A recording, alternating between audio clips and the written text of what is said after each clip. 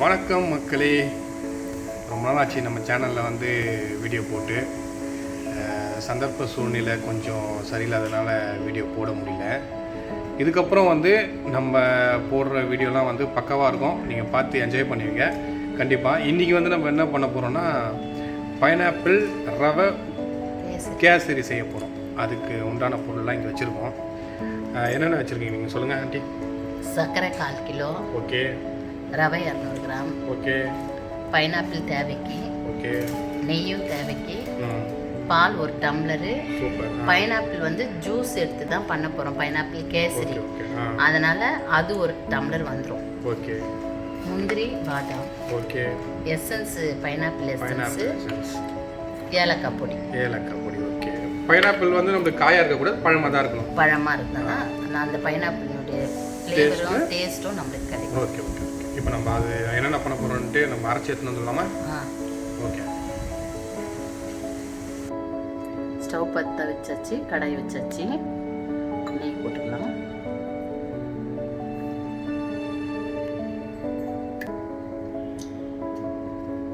நெய் காஞ்சிருச்சு. இப்போ ஸ்டவ் சிம்மில் வச்சுட்டு பால் ஊற்றிக்கலாம்.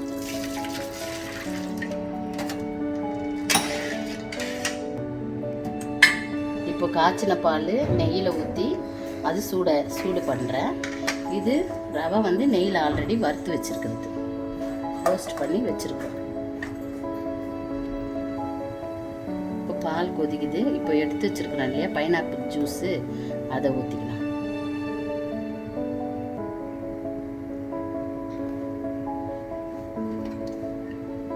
கொதிக்குது. கொஞ்சமாக உப்பு,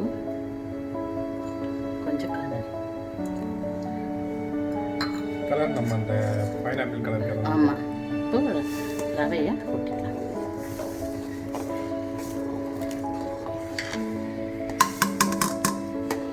வச்சு இடைவிடாமல் நம்ம கலரணும். கலரிட்டு முந்திரி பாதாமை கொஞ்சம் போட்டுக்கலாம். அப்போ தான் வெந்த மாதிரி இருந்தால் இன்னும் சாப்பிட்றதுக்கு நமக்கு நல்லா இருக்கும். கொஞ்சம் ஏலக்காய் பொடி. இப்போ இந்த நேரத்தில் சர்க்கரை போட்டுக்கலாம்.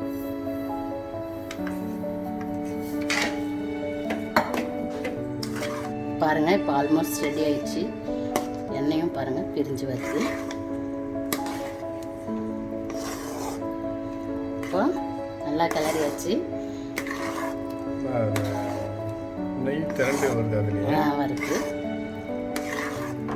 இப்போ இந்த மாதிரி சமயத்தில் இடைவிடாமல் நம்ம கிண்டிகிட்டே இருந்தால் தான் அதோட ஃப்ளேவரும் சரி, அதோட இதுவும் கரெக்டாக அடி பிடிக்காமல் வரும். பாருங்கள், இப்போ எசன்ஸு ஒரு மூடி போதும் ஆண்டி. இல்லை, நிறையவே வேண்டாம். ஒரு மூடிக்கும் கம்மி தான்.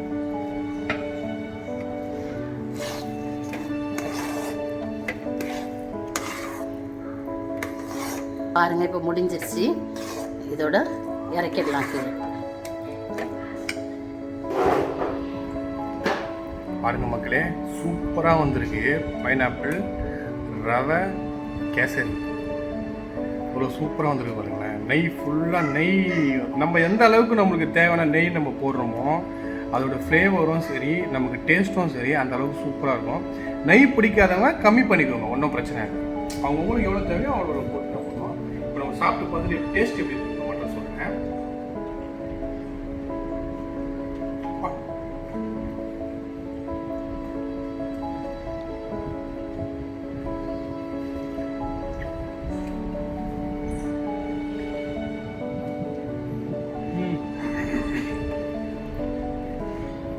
கொஞ்சம் சக்கரை வந்து நம்ம போட்டுருக்கணும், இன்னும் கொஞ்சம் சக்கரை போடணும்.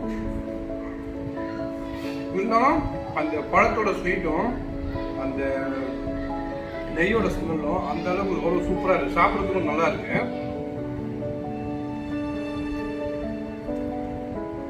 சூடாக இருக்கிறதுனால நம்மளால எக்ஸ்போஸ் பண்ண முடியல. இந்த மாதிரி சூப்பராக வந்திருக்கு இந்த இது. நீங்களும் பசங்களை செஞ்சு கொடுங்க, லீவ் டைமில் இருக்காங்க. மக்களே பாருங்க, நம்ம சேனலை நீங்கள் வந்து சப்ஸ்கிரைப் பண்ணுங்கள், லைக் பண்ணுங்கள், ஷேர் பண்ணுங்கள். நெக்ஸ்ட்டு அடுத்த வீடியோ வந்து ஒரு நாளாக தொடர்ந்து